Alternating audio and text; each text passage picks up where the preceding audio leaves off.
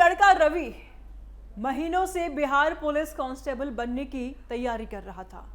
सुबह से रात तक किताबों में खोया अपने सपनों की नींव रख रहा था। परीक्षा का दिन आया, वो सेंटर पहुंचा और उसका दिल धड़क रहा था कि पता नहीं क्या सवाल पूछा जाएगा पेपर में, लेकिन फिर भी उम्मीद थी कर लूंगा यार, पढ़ा तो बहुत हूं।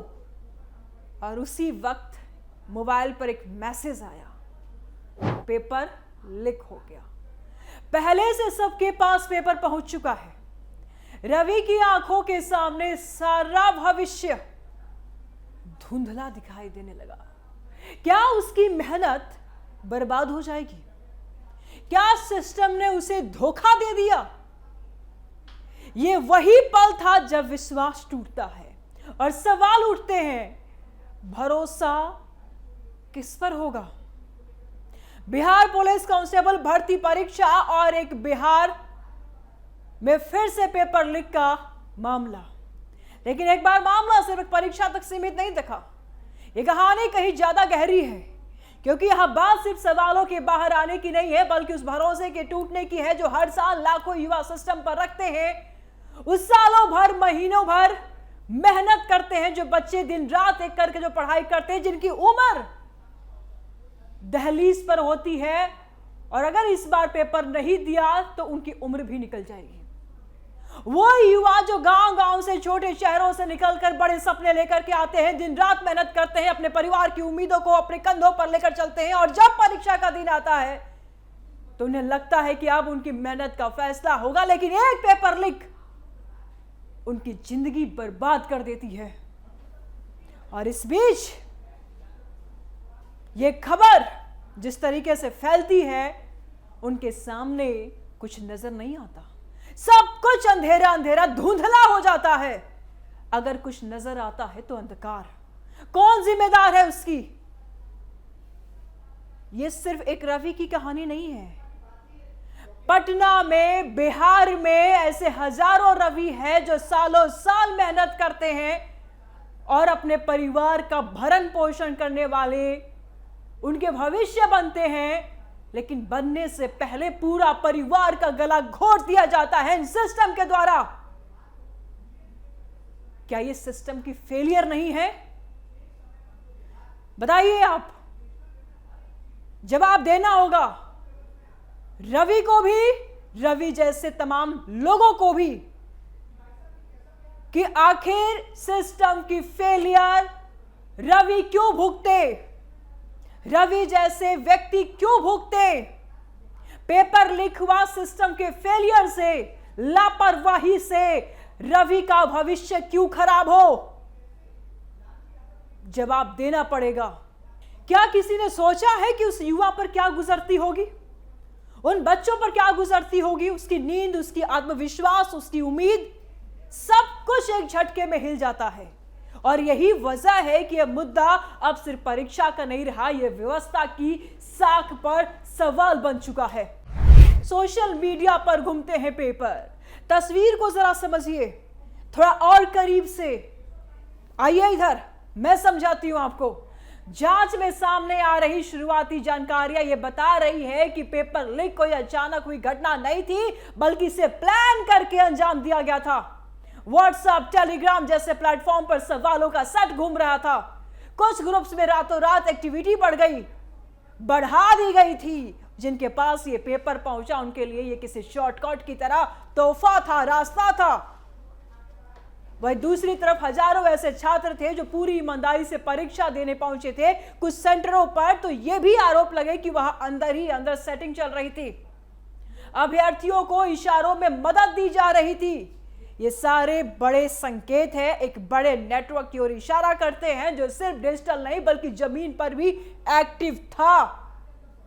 और यही वजह है कि अब जांच एजेंसियां हर छोटे बड़े सुराग को जोड़ने में लगी है, ताकि यह समझा जा सके कि आखिर यह खेल कैसे खेला गया। युवाओं के भविष्य खतरे में। अब उस दिन की घटनाओं को जरा जोड़ते हैं जब परीक्षा होनी थी। सुबह से ही कई जिलों में अजीब सी बेचैनी थी। कुछ छात्रों के बीच चर्चा थी। कई उदाहरण हैं, समझिए जरा इस बात को। पेपर पहले से ही बाहर है, कुछ ने अपने फोन पर स्क्रीनशॉट दिखाए, कुछ ने दावा किया कि उन्हें सवालों का अंदाजा पहले से था। परीक्षा केंद्रों के बाहर भी असामान्य हलचल देखी गई। अबनॉर्मल थी एक्टिविटी वहां की। कुछ जगहों पर पुलिस को भी अलर्ट किया गया, लेकिन तब तक बहुत देर हो चुकी थी। परीक्षा प्रक्रिया पर सवाल उठने लगे और धीरे धीरे यह खबर पूरे राज्य में फैल गई और इसके बाद छात्रों का गुस्सा भी सामने आने लगा। कई जगहों पर विरोध हुए। छात्रों ने कहा कि अगर पेपर लीक हुआ है तो परीक्षा रद्द होनी चाहिए और यह सिर्फ एक दिन की बात नहीं है, बल्कि इस पूरे सिस्टम पर सवाल था जो उस परीक्षा को संचालित कर रहा था और यही से मामला गंभीर हो जाता है। अब जांच की कमान आर्थिक अपराध इकाई के हाथ में है और जैसे ही जांच शुरू हुई कई परते इस जांच में खुलने शुरू हो गई। सबसे पहले उन लोगों की पहचान की जा रही है जो इस लिंक में सीधे तौर पर जुड़े हो सकते हैं। मोबाइल फोन जब्त किए गए, डिजिटल डेटा खंगाला जा रहा है, कौन किससे बात कर रहा था, कब मैसेज भेजे गए, किन नंबरों पर पेपर शेयर हुआ, हर छोटी बड़ी जानकारी को जोड़ा जा रहा है। और इसके साथ ही पैसे के ट्रेल को भी ट्रैक किया जा रहा है कि आखिर कितने में बिके ये पेपर, कितने में बिके हैं बच्चों के भविष्य, क्योंकि ऐसे मामलों में अक्सर बड़ी रकम का लेन देन होता है। इनिशियली ये संकेत बता रहे हैं कि कुछ लोगों ने मोटी रकम लेकर पेपर उपलब्ध करवाया और यह रकम कई हाथों से होकर के गुजरी है, यानी कि सब में बटी है।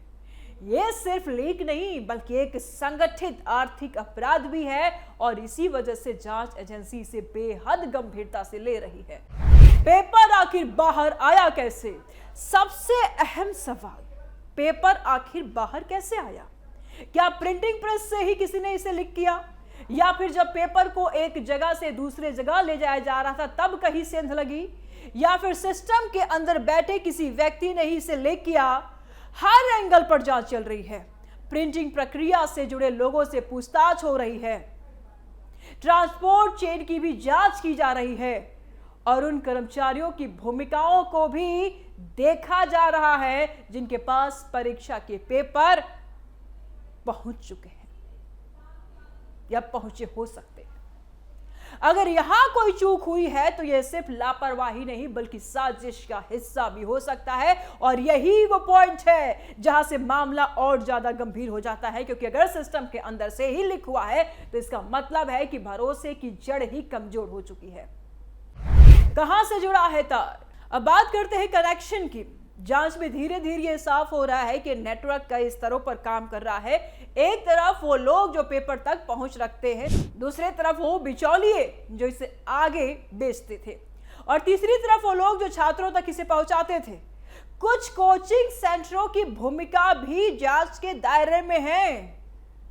बचेंगे नहीं आप अगर इसमें आप हैं तो, क्योंकि वहां से भी संदिग्ध गतिविधियों की जानकारी मिली है। हालांकि अभी तक किसी बड़े नाम की आधिकारिक पुष्टि नहीं हुई है, लेकिन जिस तरह से तार जुड़ रहे हैं उससे यह साफ है कि यह कोई छोटा गिरोह नहीं बल्कि एक संगठित नेटवर्क है और इसकी पहुंच कई जिलों तक हो सकती है।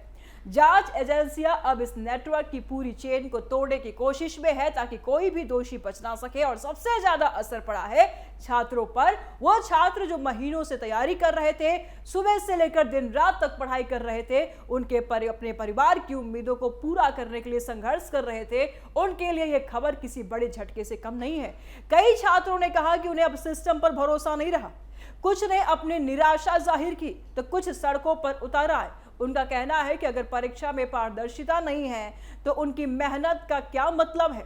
कई जगहों पर छात्रों ने दोबारा परीक्षा कराने की मांग की और दोषियों के खिलाफ कड़ी कार्रवाई की भी मांग उठी है।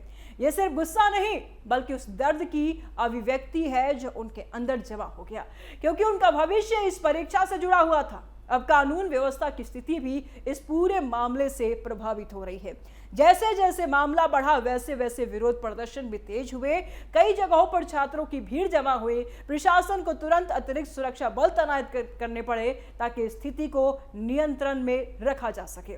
पुलिस और प्रशासन लगातार अपील कर रहे हैं कि शांति बनाए रखें, लेकिन अंदर का गुस्सा आसानी से शांत नहीं होता है लोगों का।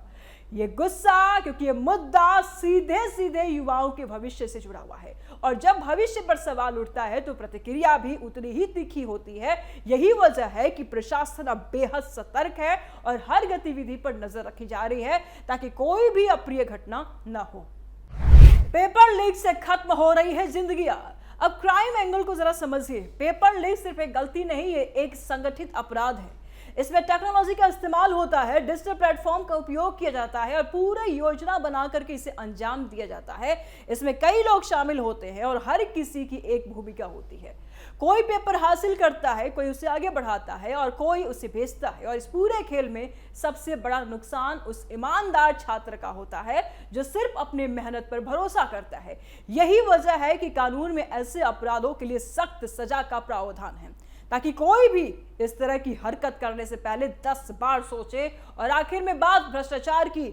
इस पूरे मामले में जो सबसे खतरनाक पहलू सामने आ रहा है वो है सिस्टम के अंदर संभावित मिलीभगत, क्योंकि बिना अंदरूनी मदद के इतने बड़े स्तर पर पेपर लीक होना लगभग नामुमकिन है।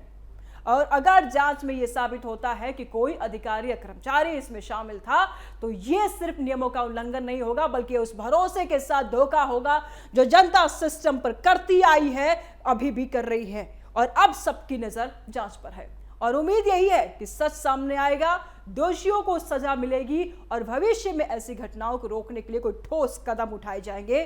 क्योंकि अगर अब भी सबक नहीं लिया गया तो यह सिलसिला रुकने वाला नहीं है। राय दें अपने कमेंट बॉक्स में, वीडियो को ज्यादा से ज्यादा शेयर करें, लाइक करें, चैनल को सब्सक्राइब करें। जल्द मिलते हैं नए अपडेट के साथ। दीजिए इजाजत, नमस्कार।